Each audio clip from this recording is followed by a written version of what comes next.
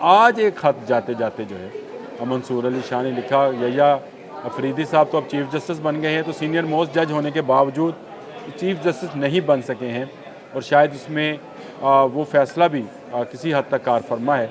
मेरा ख़्याल है हुकूमत का शायद ना हो, उन्होंने तो अपने हिसाब से जो कमेटी बनाई थी उस कमेटी ने नई आईनी तरमीम 26वें आईनी तरमीम के तहत जैसे यया अफरीदी को इस काबिल समझा कि वो चीफ़ जस्टिस बने, जैसे मुनीब अख्तर भी नहीं रहे, जैसे मंसूर अली शाह को भी नहीं उन्होंने चीफ़ जस्टिस के लिए नामज़द किया। मेरे ख्याल में जब कोई अहम ओहदे पर मौजूद शख्सियत अपने फ़राइज़ मनसबी में अपनी ज़ाती ज़मीर को नज़रअंदाज कर देते हैं तो वह अपने ही मुल्क को अफरा तफरी का शिकार करने की जानिब ले जाती है। बात समझ आई आपके? जी हाँ, वो काजी फ़ायज़ साहब से कह रहे हैं कि आप अपने ज़ाती ज़मीर के मुताबिक जो है वो फ़ैसले कर रहे हैं, उस पर जो आपको ओहदा दिया गया है उसके मुताबिक आप फ़ैसले नहीं कर रहे। तो मेरा ख़्याल है ये बहुत बड़ा इल्ज़ाम है। मज़ा आ रहा है ना? मज़ा इसलिए आ रहा है कि पहले जो अवाम अदालतों में धक्के खाती थी, आजकल ये अदालतें ख़ुद धक्के खा रही हैं। यानी उनको समझ नहीं आ रही कि हो क्या रहा है, और जब घर में लड़ाई हो तमाशा जहान देखता है। यह है आज के मेरे बोलते कालम का उन्वान। मैं आमिर रज़ा ख़ान। जस्टिस मंसूर अली शाह उम्रे पे जा रहे हैं और उम्रे पे जाते जाते उन्होंने एक ख़त लिखा है। ख़त क्या है वो तो मैं आपको मंदरजात उसके बताता ही हूँ, लेकिन इसके साथ साथ ये खतूतबाजी जो है ये अदलिया में चल रही है। जो आपस में जजेस की रंजिशें हैं वो सामने आ रही हैं, रंजिशें कहें या उनके आपस में जो इख्तलाफात हैं वो खुलकर सामने आते हैं। आज से 2 दिन पहले एक तफसीली फ़ैसला जिसकी वजाहत इलेक्शन कमीशन को मखसूस सीटों पर की थी जस्टिस मंसूर अली शाह ने, उस पर एक इख्तलाफी नोट चीफ़ जस्टिस पाकिस्तान जो अब चंद घंटों के मेहमान हैं जस्टिस काजी फ़ायज़ साहब ने लिखी, और उसमें उन्होंने लिखा कि वर्चुअल अदालत बनाकर ये वजाहतें जारी की गई हैं और ये आइन को मद्देनज़र रखकर नहीं की गई हैं। ऐसी भगो के, अच्छा ये नहीं कहना, ये नहीं मैं कहता, ऐसी लगाई गई कि मुझे समझ नहीं आ रही थी कि ये जो वजाहतें आई थी जिन 8 जजों ने दी थी, जो अक्सरियती फ़ैसला था, क्या वाकई उसमें इतने सिकम थे और इतनी उसमें इख्तलाफात थे कि जो चीफ़ जस्टिस है काजी फ़ायज़ साहब, जो अपनी बोल्डनेस और जिसको कहते हैं कि वो दबंग बोलना जो है उस पर उनको नाज है, क्या वो सच लिख रहे हैं? जो वजाहतें थी वो क्या थी? फिर लिखा गया कि इलेक्शन कमीशन से आप पूछ नहीं सकते थे, इलेक्शन कमीशन को आप हदायत नहीं जारी कर सकते थे, आपने आइन का ख्याल नहीं रखा, जजेस को आइन का ख्याल रखना चाहिए था। आज एक ख़त जाते जाते जो है मंसूर अली शाह ने लिखा, यया अफरीदी साहब तो अब चीफ़ जस्टिस बन गए हैं, तो सीनियर मोस्ट जज होने के बावजूद चीफ़ जस्टिस नहीं बन सके हैं और शायद उसमें वो फ़ैसला भी किसी हद तक कारफरमा है। मेरा ख़्याल है हुकूमत का शायद ना हो, उन्होंने तो अपने हिसाब से जो कमेटी बनाई थी उस कमेटी ने नई आईनी तरमीम 26वें आईनी तरमीम के तहत जैसे यया अफरीदी को इस काबिल समझा कि वो चीफ़ जस्टिस बने, जैसे मुनीब अख्तर भी नहीं रहे, जैसे मंसूर अली शाह को भी नहीं उन्होंने चीफ़ जस्टिस के लिए नामज़द किया। तो अब चीफ़ जस्टिस अपनी फैमिली के, जो मंसूर अली शाह हैं, अपनी फैमिली के साथ उम्रे पे जा रहे हैं। उम्रे पर जाने से पहले उन्होंने एक ख़त लिखा है। ख़त के मंदरजात क्योंकि इधर उधर ना हो जाएं, इसलिए मैं आपको बताता हूँ कि उन्होंने लिखा क्या है, पहले उसको देख लें।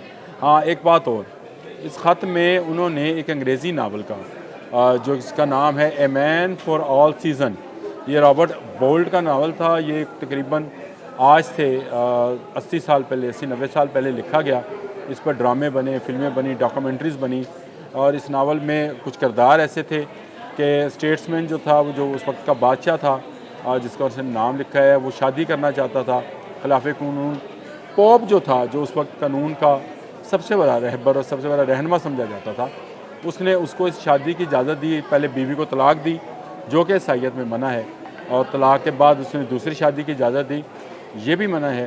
तो उस पर एक नावल था, उसका हवाला आज उन्होंने दिया, और उसमें उन्होंने कहा कि मैं आपको बताता हूँ कि काजी फ़ायज़ साहब से वो कह रहे हैं कि I think that when statesman forsake their own private concerns for sake of their public duties, they led their country by a short route to chaos। ये सर थॉमस मॉरिस का ये बयान था जो उन्होंने उस नावल में a man for all season में बयान किया था। उसको उन्होंने आज कोट किया है, और ये पहला मौका नहीं है कि इस तरह के बयान जो हैं नावलों से लेकर कोट किए गए हैं। पहले एक फ़ैसले में भी हुआ था, वो भी मैं आपको बताता हूँ, लेकिन इसका तर्जमा भी सुनते चले जाएँ। मेरे ख़्याल में जब कोई अहम ओहदे पर मौजूद शख्सियत अपने फ़राइज़ मनसबी में अपनी ज़ाती ज़मीर को नज़रअंदाज कर देते हैं तो वो अपने ही मुल्क को अफरा तफरी का शिकार करने की जानिब ले जाती है। बात समझ आई आपके?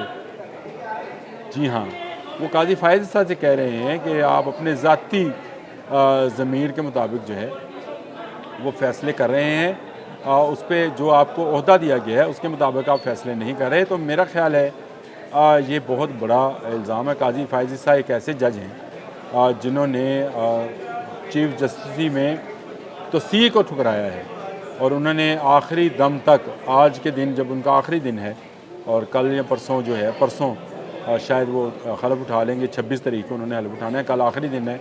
जैसे काजी फ़ायज़ साहब का चंद घंटे समझे के मेहमान हैं, उन्होंने ये चीफ़ जस्टिस ही कबूल नहीं की है। उनके मतलब जस्टिस मंसूर अली शाह ने ये लिखा है, उम्रे पर जाने से पहले लिखा है।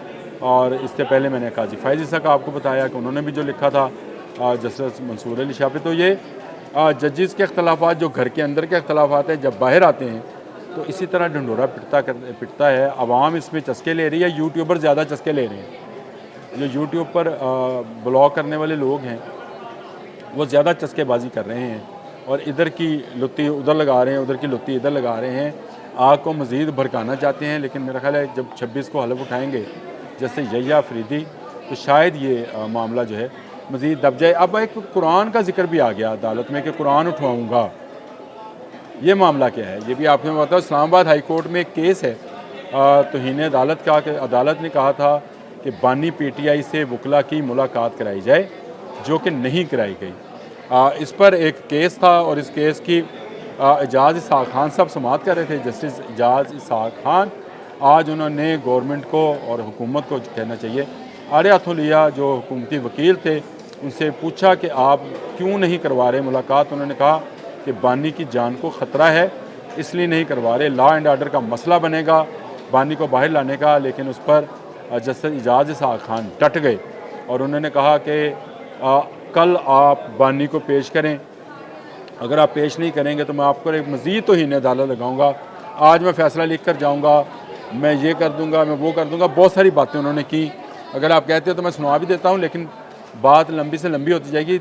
मुख्तसर ये कि सारा कुछ कहने के बाद उन्होंने एक जुमला और कहा, और वो जुमला ये था कि मुझे पता है कि आप उसको नहीं लेकर आएंगे, लेकिन आप कोशिश करें कि वकला की मुलाकात जो है उनसे करा दी जाए। तो वो लोग जो ये पूरा फ़ैसला सुन रहे थे, अदालतों में मौजूद थे, वो पहले शायद यही समझे कि शायद अदालत भी इस पर डट जाएगी। लेकिन जब सरकारी वकील ने ये बात कही कि जी और जो रिपोर्ट्स हैं उसके मुताबिक उनकी जान को भी ख़तरा है, लॉ एंड ऑर्डर का भी ख़तरा है, तो जस्टिस एजाज़ इसहाक़ खान ने कहा किसने लिखी हैं ये रिपोर्ट्स, लेकर आए उन्हें अदालत में, मैं उनसे कुरान उठवाऊँगा कि क्या उन्होंने सच लिखा है।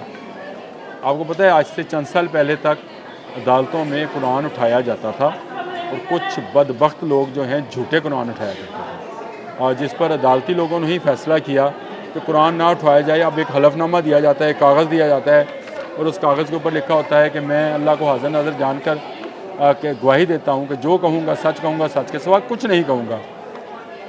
ये भी बहुत बड़ी बात है, ये कुरान पाक से भी बड़ी बात है, क्योंकि अल्लाह का जिक्र आता है कि अल्लाह को हाज़िर नाज़िर, यानी अल्लाह इस वक्त भी मौजूद हैं, सुन रहे हैं, तो उसके बावजूद लोग झूठ बोलते हैं।